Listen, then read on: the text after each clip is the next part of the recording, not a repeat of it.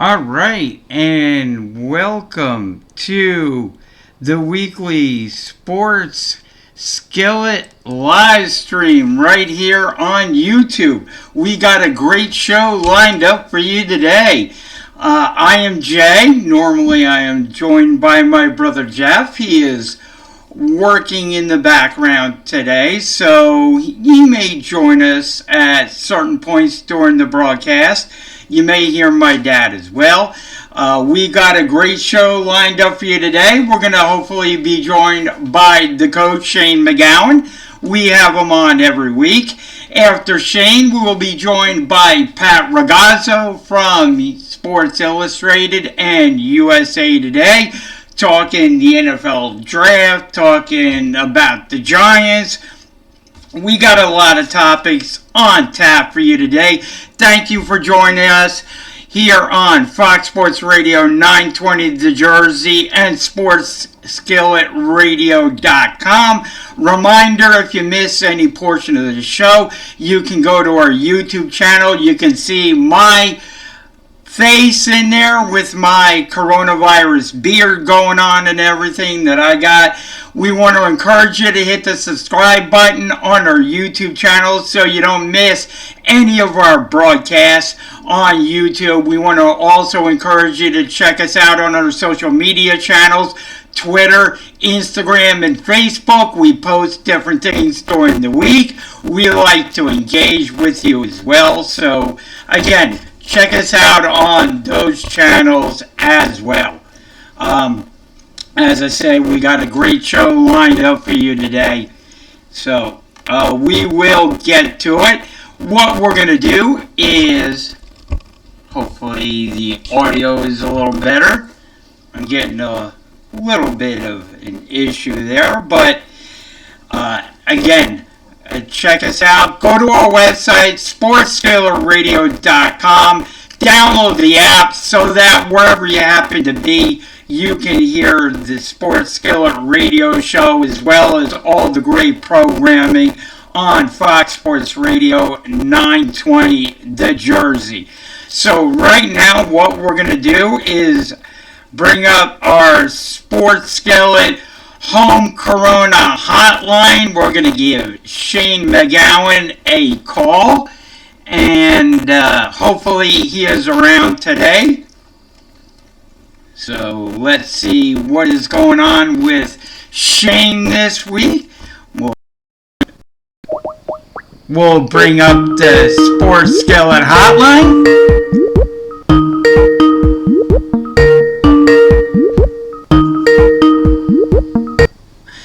Shane, this is Jay. What? Oh, Shane is unavailable at the moment. Let's see. Call decline. Well, hopefully we can have Shane on later today. So we may not be able to get Shane on the show today. Unfortunately, he has declined the call. So I'll send Shane a text.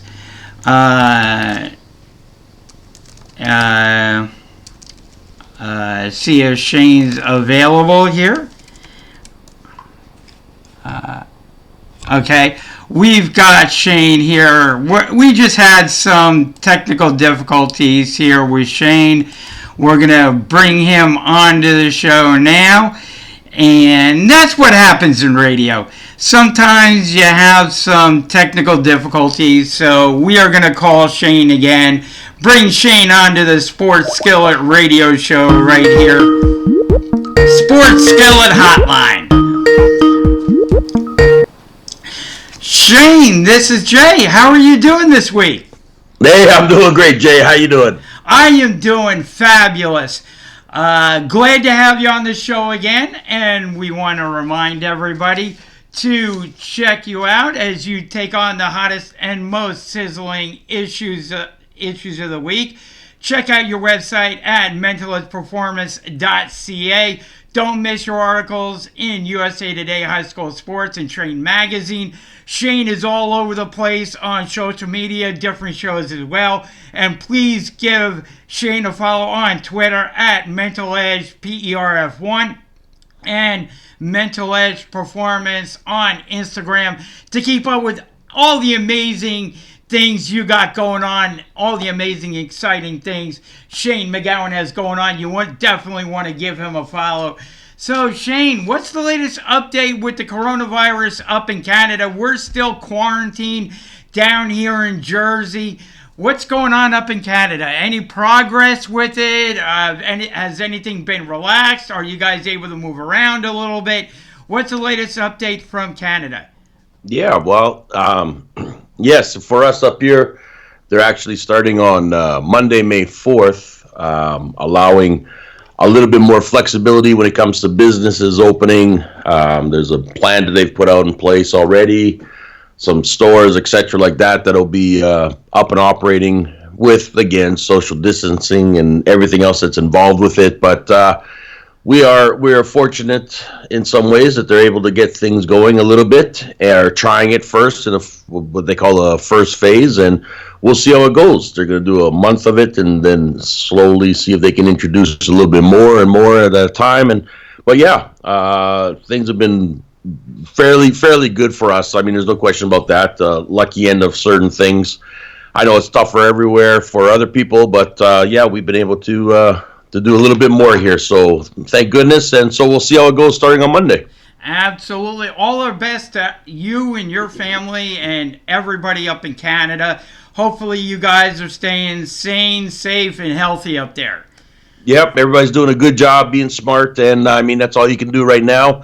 And just maintain the social distancing and being very proactive more than, letting yourself and your guard down. So, I mean, it's so far so good, and we'll see how it goes. Gotcha. All right, well, let's start off with this. Saturday was supposed to be the 146th running of the Kentucky Derby. It's been postponed to September 5th. That may get some of the younger horses up and running and give them maybe a better shot at winning it, because they might get more experience between now and September 5th. Again, and we also had the Little League World Series being postponed. All the little kids that would have been a part of that now are not going to have that opportunity. But the Little League World Series is being safe rather than taking a risk that the coronavirus could make an appearance at the Little League World Series, start spreading again.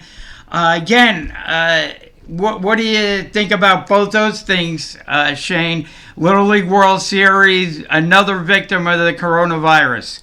Yeah, well, I mean, it's, again, unfortunate situation. I mean, until things can be calmed or tapered down to a certain degree, you're not going to get much of anything when it comes to that group setting, sports setting, event setting of anything. I mean, even up here, I mean, they pretty much said the same thing, is that they're not even looking at sports until September up here.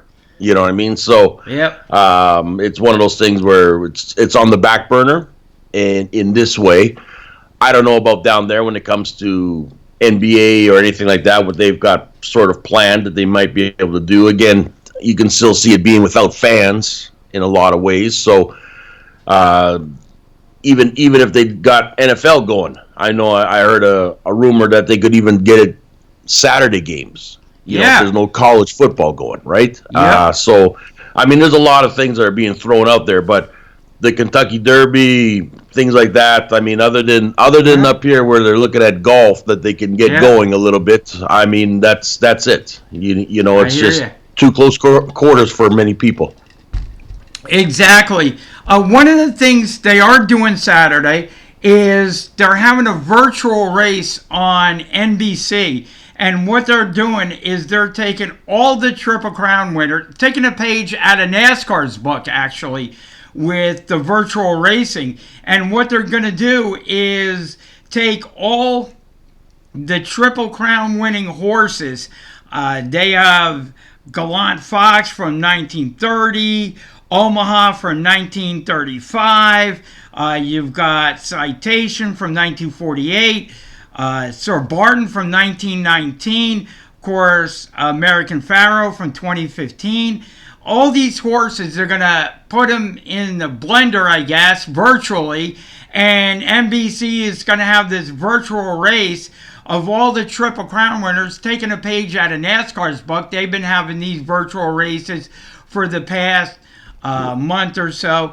What's your opinion on doing these virtual things? I guess keeping people engaged in the different sports by having all these virtual things.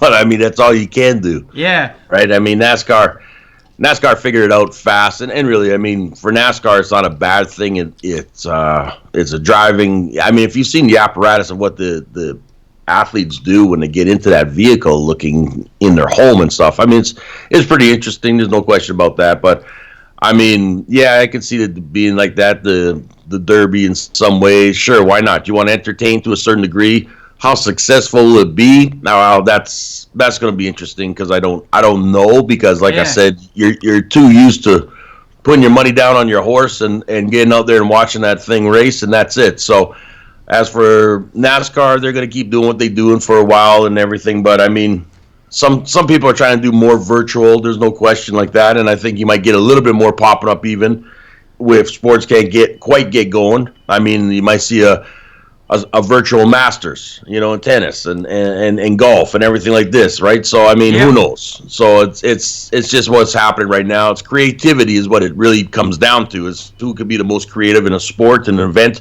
and could draw some attention. But eventually, they'll get things back to normal. We'll get going and have a little bit more live sports action that we're all hoping for and looking forward to. So, but I mean, for the meantime, in all honesty, you got companies that need to get something out there as well. I mean, every sports network needs to get sports out there or something, and you can't just keep showing reruns of certain events from the past. So they're looking at new ideas, creative ideas. Exactly. And now let's get to what everybody wants to talk about. Live events. We just got done this past weekend. Last week, the NFL draft. What were some of your takeaways? We talked to you about the first round last week, but now we can talk about the draft in its entirety, that all the rounds are over with. Some undrafted free agents have been signed. What were your big takeaways from this year's NFL draft? No, I mean, really, like I said, is the majority of the players that got picked throughout the 2-3 rounds. I mean, I don't think it was much shocker, other than like I said, with Green Bay taking a quarterback as the first one. I mean, it was a bit of a jolt in that way. But I do think that other teams went for what they needed, not so much what the best player out there was at the time, which is huge. But I mean, again, like I said, is now it's up to everybody to get things going when they can and see where everybody plays at and what they're at. I mean, like I said, right now there's still things happening. I mean, with Cincinnati getting their guy, that means Andy Dalton has now become the free agent out there. Rumor is he's possibly off to the Patriots. You know what I mean? Because they really don't have a quarterback other than Brian Hoyer, and so they're going to be looking for somebody too. What do you think about Andy Dalton to maybe the New York Jets as a backup? Because I think wherever he goes, he's going to be the backup. So what do you think maybe Andy Dalton to the New York Jets? Well, I honestly think he's either going to the Chargers or he's going to the Patriots. Gotcha. Okay. To the Jets, I don't think Dalton is in the category for backup role because of what he's actually accomplished, and I think Belichick and them understand that and can use him understanding that. Look, we can get this guy as being the starter. He's better than Hoyer. There's no question about that. So I mean, for the Patriots to actually be competitive this season, they're going to have to look for somebody. I don't think they want to take a chance with Cam Newton or Jamie Winston. Well, Jamie's already been picked up for a year contract, so I mean that leaves you Cam Newton, who I still think is possibly heading out to L.A. Chargers. You know what I mean? So I mean, we'll see what this all transpires in the next little bit. But I think I don't think the Giants are going to be grabbing anybody other than what they have already. I think a lot of teams, and including the Patriots, are still looking for next year's quarterback draft when the young guys come out of there, especially the young fellow from Clemson. So there's right now they're just looking to get by as best as they can, and I think it'd be a good fit to have Dalton go there as well too. Experienced veteran quarterback. Other than not having protection, I mean the guy's he's done a lot for Cincinnati over those years. So we'll see what happens. Gotcha. And we talked about Dalton. We got to bring up Brett Favre as well. He was interviewed on some programs, podcasts within the past 48 hours. We're taping this on Friday, of course. And he had some interesting things to say about Aaron Rodgers. We know that the Packers drafted a quarterback. Brett Favre had some interesting to say about the future of Aaron Rodgers on the Green Bay Packers. He thinks within a couple of years, Aaron Rodgers could be off the Packers. I tend to agree with that because you look at the history of the great start. You look at the history of starting quarterbacks in general, really, especially the elite ones, and none of them really finish out their career with the team that drafted them, that gave them their start. You look at Joe Montana, and the list goes on and on. Quarterbacks just don't normally finish their careers with their original team. And Brett Favre basically said that by drafting the quarterback and trading up in the first round to draft that quarterback, now all of a sudden they've opened up a can of worms with Aaron Rodgers. What do you think is the future of Aaron Rodgers with the Green Bay Packers? No, I mean without a doubt, there's no question that you can see Aaron Rodgers also being one of those guys like Peyton, Brady, Joe Montana and himself that find another team to finish off their career. That's probably what will happen at some point in the next couple of years. It's going to depend on exactly how things go during the camps, during training. I know he's got a nice big extended contract already. So I mean, they're going to get what they can out of him at this particular time. But I mean, really, it's rare. And as we just saw, I mean, Cam Newton being released from his original team, Andy Dalton, right, to name another few. So, like I said, it's one of those things where if you can still keep going at your certain age that you're at, you can't expect to stay, well, this is where I'm going to be forever, because it really doesn't work out like that unless you decide to retire or something. But I do think that, yes, the way quarterbacks have been moved on their own or been told that, look for somewhere else to go type of thing, he will wind up somewhere else. Where that is anybody's guess right now. But I mean, give it a couple more years, couple more seasons, and start seeing if there's any dysfunction in that organization and any. I guess normally you can look at it and say, well, is the QB getting along with his own coaching staff? If not, then yeah, that's normally a hint that change, and I think that's what you're going to see. But I give it a couple seasons still. Gotcha. And I thought the Cowboys had a pretty good draft. Of course, now their new wide receiver, CeeDee Lamb, has announced that he's taking number 88, the Elite 88 on the Dallas Cowboys, previously worn by Drew Pearson, Dez Bryant, and Michael Irvin, icons in Cowboys lore. CeeDee Lamb, who hasn't played it down yet in the NFL, taken that number. Would you have advised CeeDee Lamb to take that hollowed number from the Dallas Cowboys, and would you have given it to him knowing how hollowed that number 88 is for a rookie that hasn't even played it down in the NFL? No, I think, like I said before, I mean, Cowboys beat at their own drum. And I mean, for management and everybody to kind of say, 88 is kind of sort of that elite in our organization.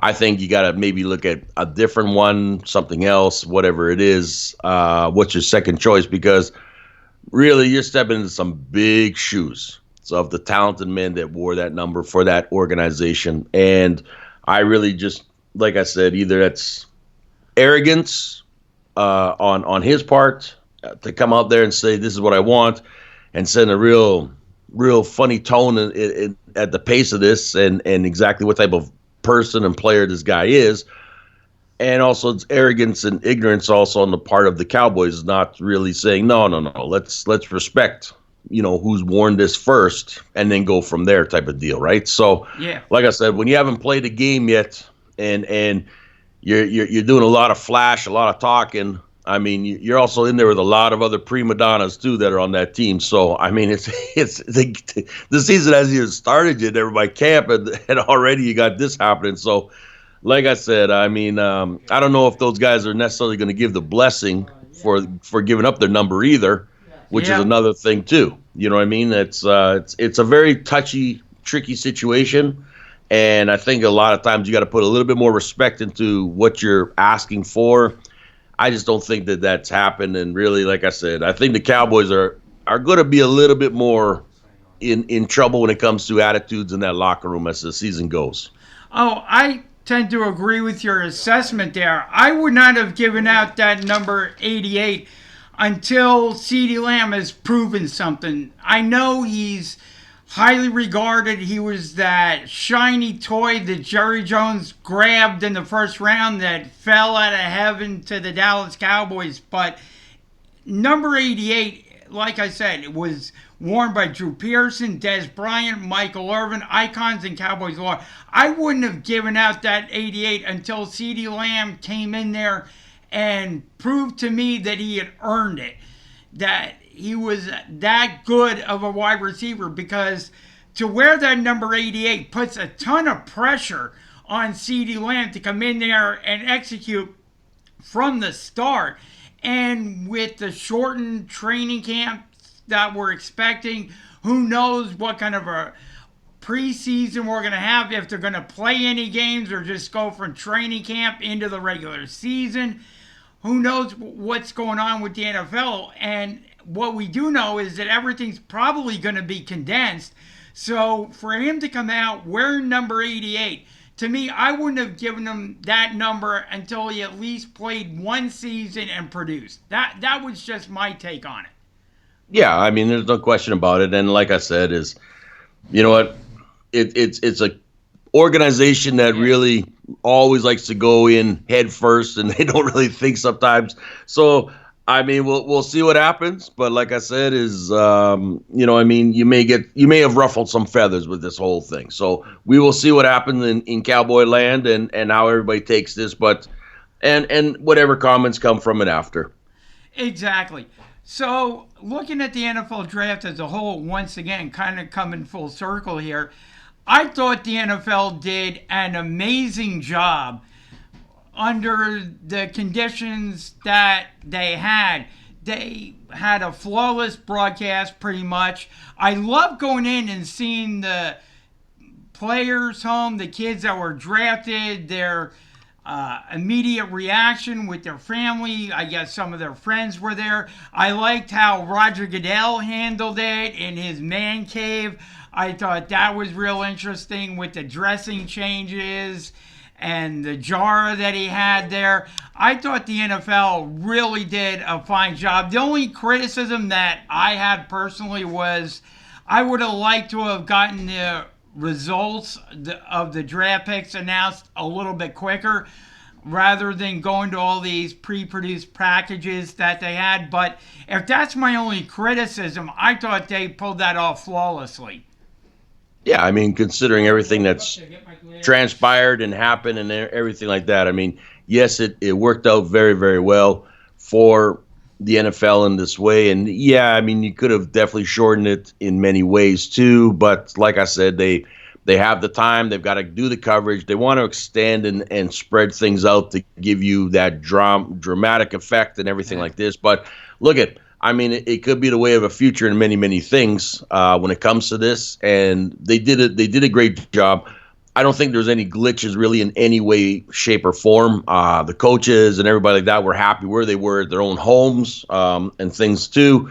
So, like I said, I think overall it probably gave it a better atmosphere of saying, I mean, this is what we're doing, this is what we like, and we're enjoying it, and let's do this. And the kids themselves who did get picked, very happy to be in their own settings as well. And yeah, maybe someone would rather have the big flash, and it is what it is. But under these circumstances, I think they did a great job. And I mean, I won't be surprised, depending on how long things go in the next draft that comes up for a sports team, they may be doing the same thing. Yeah, I think that's one of the things that came out of this draft is I think they're going to actually end up putting cameras in some of the players, some of the kids' houses that maybe are not going to be up on the dais with Roger Goodell, maybe some of the other kids, so that they can go into their houses so that they can see that reaction where their families, friends, go in and cheer for them and hug them and have all that joy about these kids being a part of the NFL now. I think that's going to be a real thing, and they're going to continue that going forward. I think that's one of the things that came out of this year's draft. Well, of course. I mean, if you have success, Yep. which they did, yeah, you can definitely make it into, especially if you get into second and third rounds. I mean, there's no question about that. I mean, you can definitely add on to that and make it where it is in home and see the reaction, see what happens, and build off of that. So, I mean, I do think the NFL was very pleased with how it panned out, how it worked out. And I think also as fans, they were very excited too. And even in the communities of where these players were picked, and getting some of their ex coaches involved as well too, from the colleges and stuff, also played a factor. So I mean, like I said, overall, I think they did a great job, and they did what they needed to do, and it became successful. And like I said, went off pretty much without any glitches in many ways. So like I said, well done by the NFL. Definitely. And is there one team's draft that stood out to you, either good or bad? Maybe take one of each that really stood out to you. The only thing I think Miami did very well for themselves. I think Miami put themselves into a better situation out there for the game when it came to picking Tua and an O-line and another back and everything like this to help say, listen, we want to be competitive this year. So, I mean, I think Miami did what they needed to do considering the draft picks that they had and everything like this. I still think that Green Bay messed up by taking a quarterback first and not taking another receiver that would have been able to help out. I think that should have been their thing first, was to take a receiver instead of trying to move up, because I guarantee you that QB would have been there in the second round anyway. So that one was a little bit more of a shocker to me in that way. And, I still think also my Raiders should have taken a linebacker instead of another DB. But like I said, it is what it is, and we'll see how it pans out and plays out. But other than that, I mean, most teams, like I said, they picked what they needed to get, what they were looking for position-wise, and they went from there. So, hopefully your team that you guys, whoever team you're cheering for or anything like that, you are happy with and appreciate what you got, and we'll see where it goes from there. Well, I can tell you, down here in this area, the Eagles drafting a quarterback has been the hot topic for days, trying to figure out where he fits in the Eagles' future plans, because they just signed Carson Wentz recently to a long-term lucrative contract, relatively long-term, 2024, long-term contract, lucrative contract, and then they go out in the second round, draft a quarterback, and we're all still trying to figure out the Eagles' concept for drafting a quarterback. Do you have any ideas why the Eagles drafted a quarterback in the second round?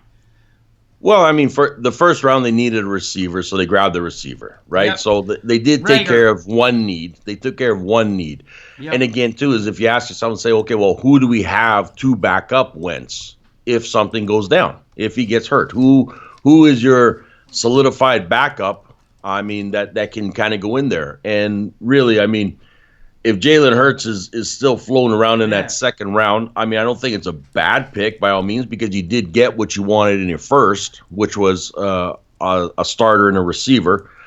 And I mean, instead of just saying, well, let's grab another corner, or let's grab another running back, or let's grab, well, you know what, maybe you might need another quarterback. And again, I mean, I was a little surprised that Jalen was sitting where he was like that. So, I mean, good for him. And really, I mean, he's going to get picked either way.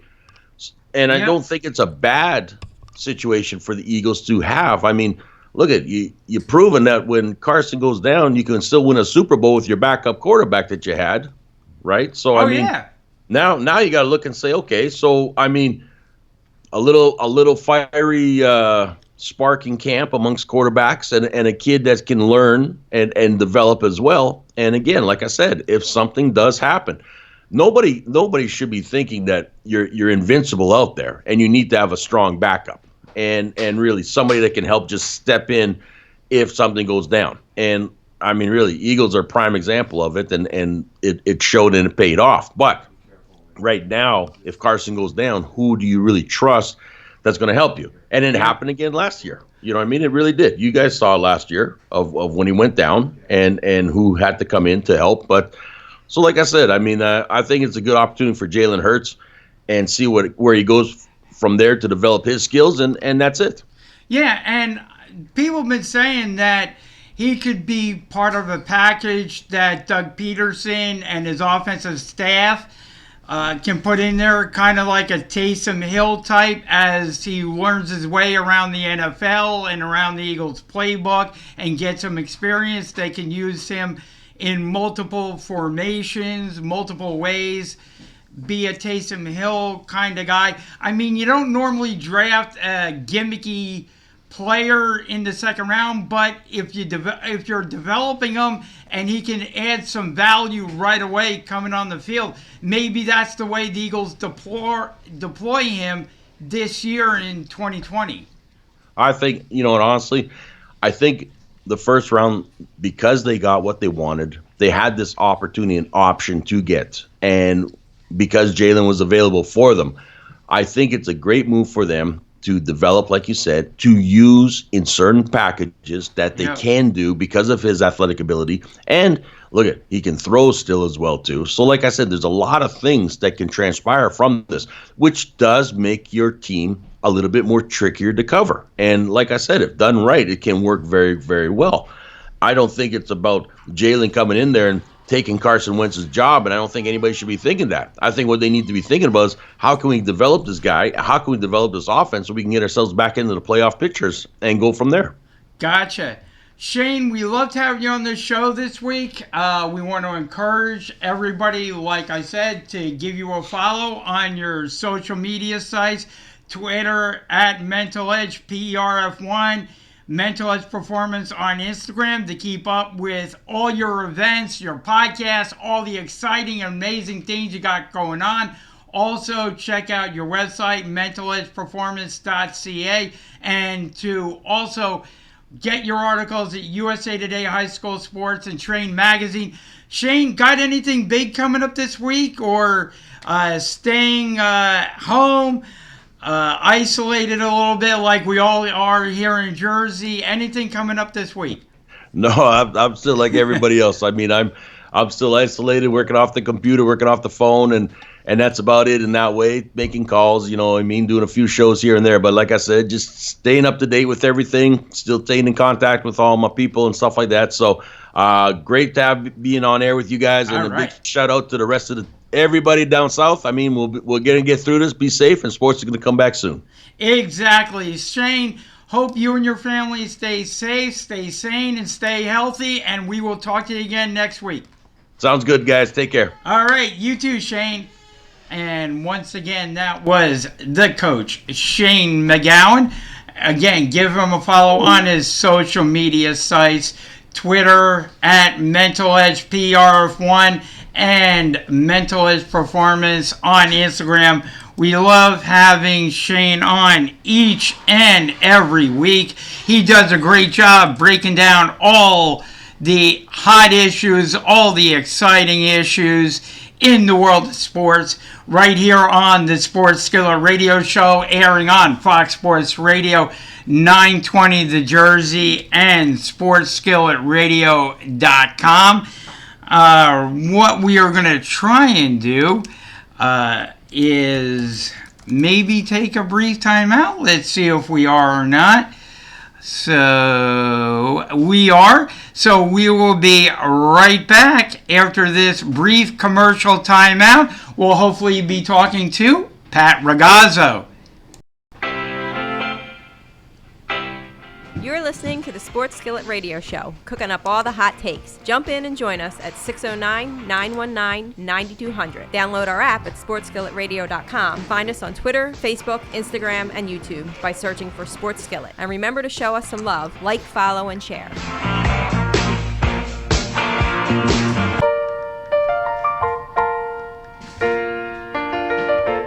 Remember the TV show Cheers, where everybody knows your name? Never been there. But every time I walk into Wildflowers restaurant on Pennington Circle, I feel at home and that I belong. Friday night, I headed over to Wildflowers, and even though it was packed, I easily found a seat at the bar and got cozy with 17 TVs. Baseball, golf, entertainment TV, you name it, including all NFL games. The bartender Dave suggested I order the Buffalo Wing Sampler, and you could tell he was a fervid fan. But reviews on Wildflowers Inn Restaurant Facebook page demanded I tried the garbage truck pizza, and Kelly had just arrived and promised to help me dig in. Then it came. Garbage truck pizza does not live up to its name because it smells amazing and it tastes even better. Freshly sliced peppers and pepperoni, garlic, mushrooms, mozzarella, and meatballs all baked on this incredibly crunchy and warm double crust to hold it all together perfectly. Heaven, especially with one of their 23 beers on tap. I'm a believer. Go to wildflowersinrestaurant.com for more info or just come in. They are conveniently located on the Pennington Circle, right near I-95. I promise you, they will welcome you warmly, feed you well, and perhaps soon even know your name.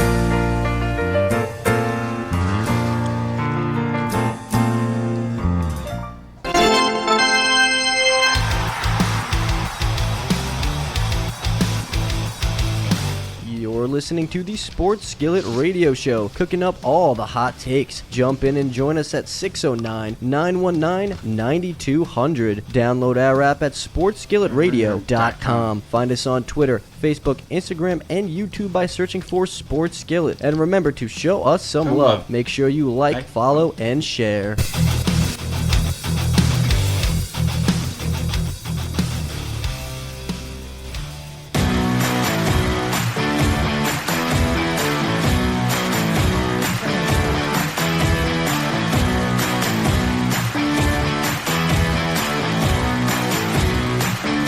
Okay, and we are back here on the Sports Skillet Radio Show, airing on Fox Sports Radio 920 The Jersey, also SportsSkilletRadio.com. Want to encourage you to go in, hit the subscribe button so you don't miss any of our broadcasts here on YouTube. We want to encourage you to also go in and like, follow, and share our other social media sites, Twitter, Instagram, and Facebook, so you don't miss any of the content there as well.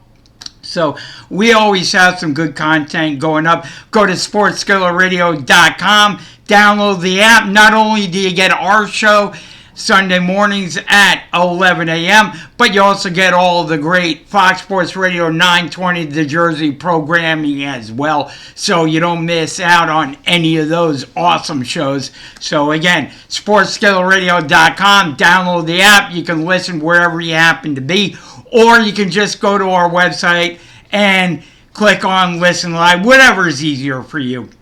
But definitely like, follow, and share our social media sites, and click on the subscribe button so you're always aware on when we go live on YouTube here on the Sports Skillet Radio Show. Like we promised, we are going to bring in Pat Ragazzo, so let's go to the Sports Skillet home hotline, give Pat Ragazzo a call, see how he's been doing.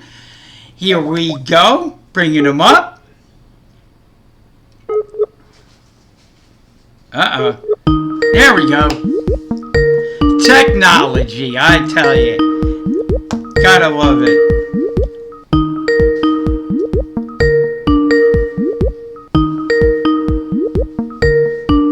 Uh-oh. Hey, Pat, this is Jay from the Sports Skillet Radio Show. How you doing? Jay, I'm great today. How are you? Great to hear you. Great to hear you. Great to have you back on the show. Want to remind everybody you can catch Pat, correct me if I'm wrong, at Sports Illustrated and USA Today.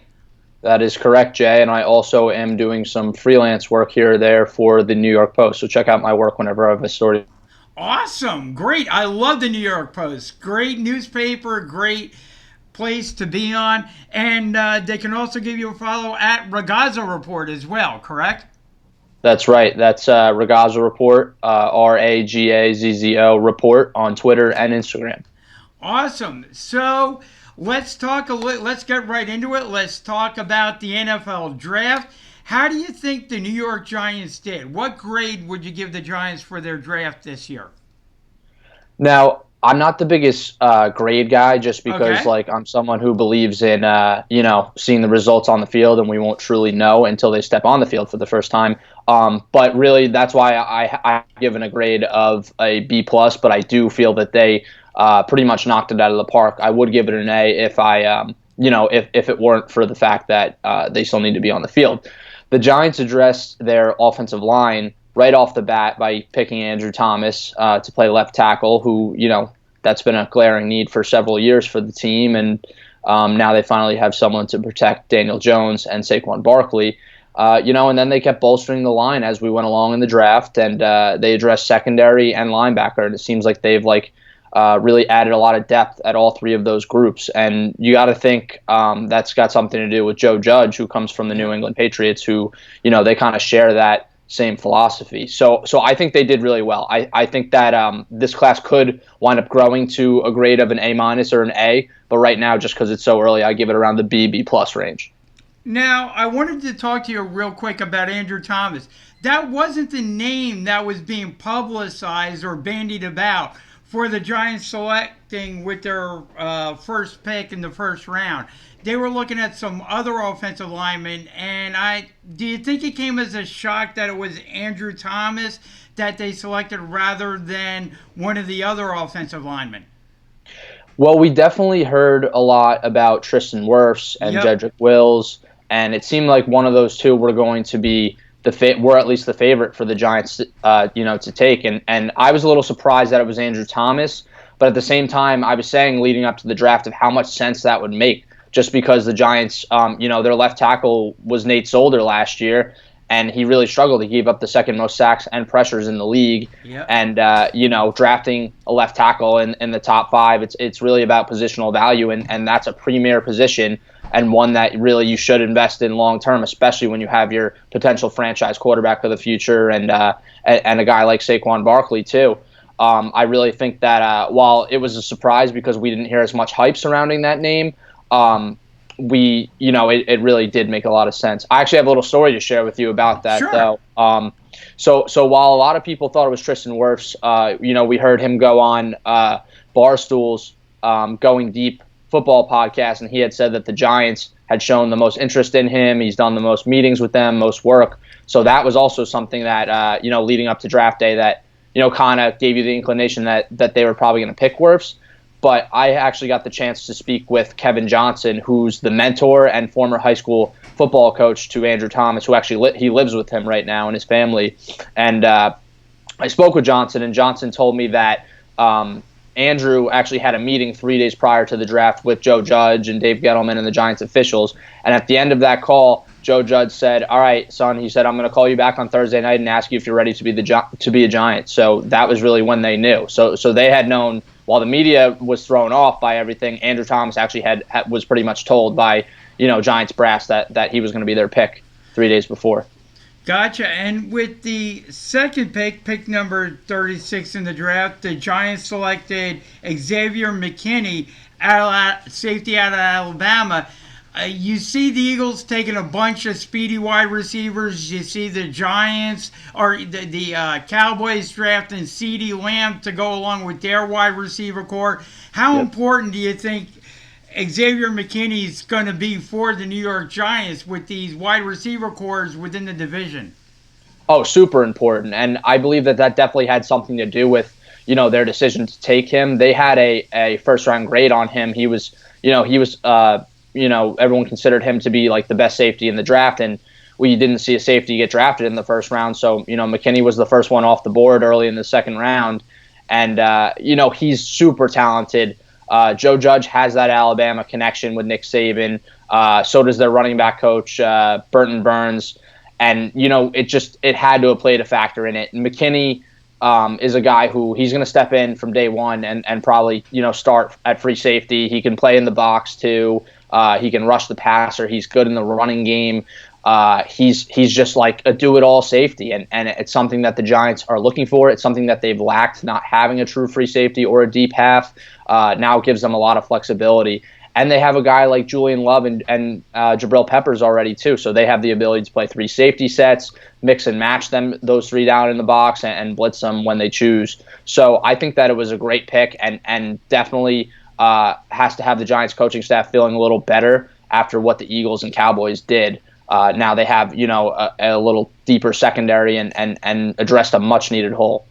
Yeah, I was looking at the Giants draft, and they went pretty much all defense, except for the couple of offensive linemen that they took. How satisfied in a deep wide receiver draft? How satisfied should Giants fans be that the Giants didn't take, even for competition's sake, a wide receiver in this deep draft and just went pretty much all defense? Well, that was kind of a surprise. Like, we kept hearing how this was like the deepest wide receiver class we've ever seen. And, the Giants came in with a bunch of holes that obviously they weren't going to be able to fill all of them in the draft.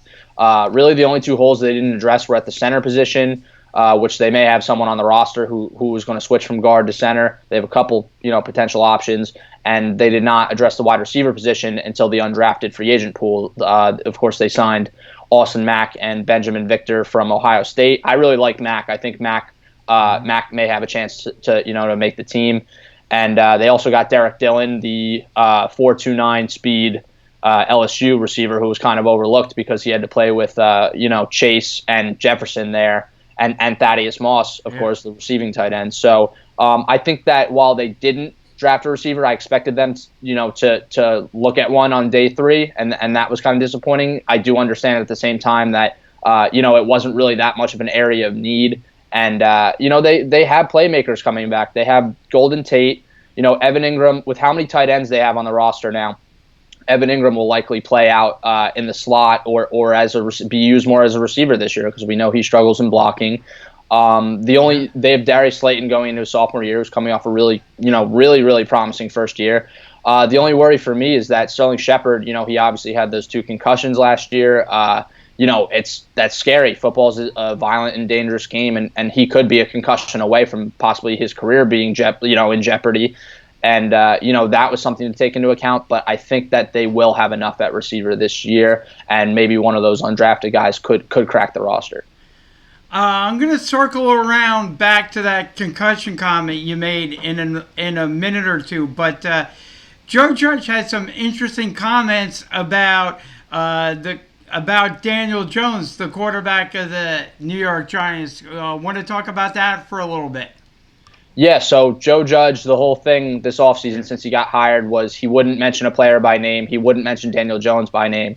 And that kind of allowed the storyline in the media to be, should the Giants, are they going to draft Herbert? Are they, what are they going to do? Are they, Joe Judge like Daniel Jones? Joe Judge, he killed it on Tiki and Tierney. He had mentioned how Daniel Jones, he's not going to be unfair to the kid never playing in this offense yet by saying, I think he could be one of the all-time greats. No, he said Daniel, at least from their meetings they've had so far, Daniel's a guy who he knows everything, and he knows what they're going to do and why they're going to do it before the coaches even say it. He's an extremely, extremely smart football player and someone you want running your offense. So I think that now that Judge finally, said his name and gave him that sort of praise, not the unfair praise that's going to put pressure on him, but kind of just like spoke to his intelligence and his leadership. It's really, really a promising sign, and it's exciting to see that that coach and quarterback duo hopefully for many years to come. And how would you rate the drafts as far as the NFC East goes? Who do you think had the best draft? Who do you think had the worst draft? How do you think they kind of stack up? That's a tough one, actually. I think that the Giants and Cowboys both probably had the best draft. The Cowboys, obviously getting CeeDee Lamb where they did, that was a home run pick, and that's their receiving core is going to be pretty scary this year. They got Trayvon Diggs in the second round, who again, he was another guy who, like Xavier McKinney, he had a first round grade. I like the Spencer and A kid who they got on day 3, and they also got Tyler Biadasz from the center from Wisconsin, who he's a talented player, but he's had some shoulder and some hip issues, so it was kind of a risk, but they have the depth on their offensive line to do it, and it might pay off a lot for them. So I think that the Cowboys and the Giants probably had 1A and 1B of the best draft. The Eagles, now your Eagles, Yep. I like Jalen Reagor. I think he's a very explosive receiver. I know a lot of Eagles fans were upset because they wanted Howie Roseman to trade up and get CeeDee Lamb, and they let him go to a division rival, and they also had the opportunity to draft Justin Jefferson from LSU. But I think Reagor has the chance to be a really good player paired up with Carson Wentz. And they really focused on getting speed in that draft at the receiver position. They drafted Kez Watkins, and they drafted John Hightower, and then they also traded for Marquise Goodwin. So they've surrounded Wentz with his weapons. But of course, the major storyline there is that on day 2 when they got Jalen Hurts, surprisingly they drafted a quarterback after they've paid Wentz, they backed him as their guy. He had an incredible year last year. But yeah, it was a lot of fans were ticked off because second round is a premier position, and they invested it on a backup quarterback. Now that takes nothing to take away from Jalen Hurts. He's a solid player, and honestly, I do, as much as like it was a disappointing pick, and I understand why the fans were upset with it. It does make a lot of sense, and you got to see the logic in it, to where the Eagles would have most likely beaten the Seahawks in the wild card game last year if they had a competent backup. Now, Josh McCown did not play bad in that playoff game, but if Wentz didn't get knocked out early with the concussion, or if they had a viable backup such as a Nick Foles, or even now possibly a Jalen Hurts, they likely would have won that game, and Wentz would have had the opportunity to to return in the following week in the divisional round. So I really like it, and I don't think that Wentz's job is going to be in danger like we've probably been hearing, or that he's going to request a trade. But I think that it'll be more so like when the Eagles had Donovan McNabb and Michael Vick for that year in 2009, where they used them in different sub packages and stuff like that. And now they have an insurance as a backup quarterback, which not many teams have that luxury. So I think the Eagles, Howie recovered. It was kind of an odd first 2 days of the draft, but he definitely recovered, on day 3. Where they added to their offensive tackle depth, which is something that that they love too, because they lost Jason Peters and they lost Vaitai. So now they have they replaced them with the 2 Auburn tackles, Jack Driscoll and Prince Wanega. He that was a solid. I think that was a solid get. So I would definitely say that the Eagles come in second there behind the Giants and Cowboys at 1A and 1B, and then I think that the Redskins probably had the worst draft, but I say that lightly because I think they still did a lot of good things and definitely improved their team. Chase Young was probably going to terrorize the offensive lines and the quarterbacks for the Giants and the rest of the NFC East for many years to come, given all the hype that surrounded him and the talent that comes with him as a true pass rusher. But I think the Giants did a perfect job, countering that pick by getting Andrew Thomas, who's going to be, hopefully locking him down in the long term. And we both know the Cowboys have a good line. The Eagles have their offensive line depth now, and the Redskins are still not complete, but they did do some good things in this draft. Here's where I'm going to circle back to that concussion thing, because we saw Carson Wentz the last time he was on the field. He got removed from the playoff game because of a concussion that he received. I wonder how much. We know his injury history. Now, I'm not saying that last year's concussion was Carson Wentz's fault at all. I don't think it was. But I wonder now that he's gotten a concussion and what the NFL knows about concussions, that once you get one, you're more susceptible down the line to get future concussions. And that could lead to the end of somebody's career potentially.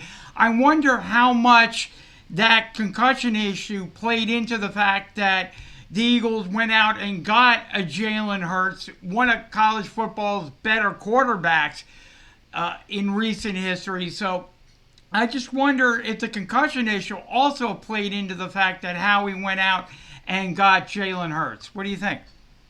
Now, when you get a concussion, you're definitely towing the line to where if you're getting a concussion and then you keep getting them, like say he gets another one this year, yep, there's going to be a big risk there because, quarterbacks take a lot of hits too. They're getting thrown around every week. They're getting banged up, by all these pass rushers and everything. And I just think that it definitely plays a risk. I don't think the concussion specifically, had something to do with their pick, but more so his overall injury history and having that insurance backup option who could go out there and win you games. If your quarterback goes down or if he goes down in a playoff game, because all it takes is one play to knock someone out, either for the rest of the game or for the season. And I think the Eagles are, they're fully familiar with that, given how many times Nick Foles had to step up and play the hero and win them a Super Bowl, of course, when Wentz went down. So as good as Wentz is, and I think that he is top 10, top 5 talent. I think that his injury history is definitely, and the playoff game specifically, is definitely something that played in with the decision. But yes, to go back to your point about the concussions, it is, if he gets another one this year, then we're going to start having that conversation, and all it takes is one hit. Yep. And real quickly, we have about a minute left. Who would you say had a really good draft? Who would you say had a really bad draft? Overall, I go back to the NFC East, and I think that they had, the top 3 teams, the Giants, Eagles, and Cowboys, had really good drafts. Yep. The bad drafts, I would say, the Green Bay Packers. The Packers, they were in the NFC Championship last year, and they extended Aaron Rodgers 2 years ago, and obviously he's 36 right now. He's going to be 37 after next season. He did not look like the Aaron Rodgers MVP player who we've seen last year. He definitely took his play is definitely on a little bit of a decline, and his age is on the rise. But they've never drafted a skill player since Aaron Rodgers has been a Packer. They've never drafted a skill player in the first round, and they didn't get him a receiver in one of the deepest receiver classes when they really need one for the first time in a while, because all they really have on their roster is Allen Lazard and Devontae Adams, who was hurt most of the year last year. So we saw them trade up and get Jordan Love now, who he's going to be sitting behind Rodgers unless Rodgers leaves in a couple years, which is definitely possible the way the NFL is trending with these Hall of Fame quarterbacks. Yep. And then they got A.J. Dillon, who's also a very good player, the Boston College running back. But Aaron Jones is coming off a career year. Jamal Williams is a solid backup. Now maybe they have that 3-headed monster and they could utilize that. But it was just surprising given how badly they needed a wide receiver. And they also got a tight end, which is a need too. But I just don't love what the Packers did. I think that they kind of had the worst draft, I would say. And then also the Miami Dolphins, I didn't think did terrible, but I think they reached on a lot of their picks. Obviously, taking Tua, I think, was the right move with their first pick, and I think that he's going to be very good if he stays healthy. But that's it's a big if. His injury history is scarier than Carson Wentz's, and I think that they definitely reached with Austin Jackson and then the cornerback from Auburn. And Curtis Weaver, I'm not in love with, but they did get him on day 3, so I guess that's kind of a steal for a value pick. And really, I just don't think that they did as good as they definitely could have, given the amount of draft capital they had. Gotcha, Pat. We love having you on the show. Hopefully, we can have you on again real soon, maybe even next week. We want to encourage everybody to give you a follow on Twitter and Instagram at Ragazza Report, and check out your work at Sports Illustrated and USA Today. Pat, we want to wish you and your family to stay safe, healthy, and sane as we manage our way through this. Thanks a lot, Jay. Thanks for having me.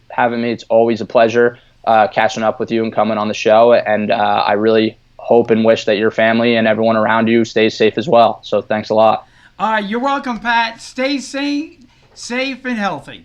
You too. Thanks. You're welcome. And, of course, that was Pat Ragazzo. Check him out at Ragazzo Report on Twitter and Instagram. We love having Pat on the show.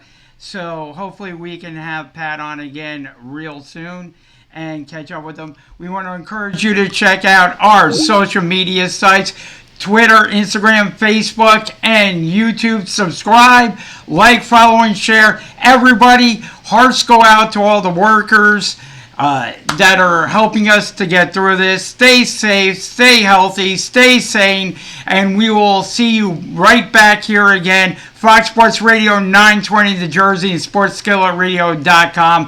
Have a great week, everybody.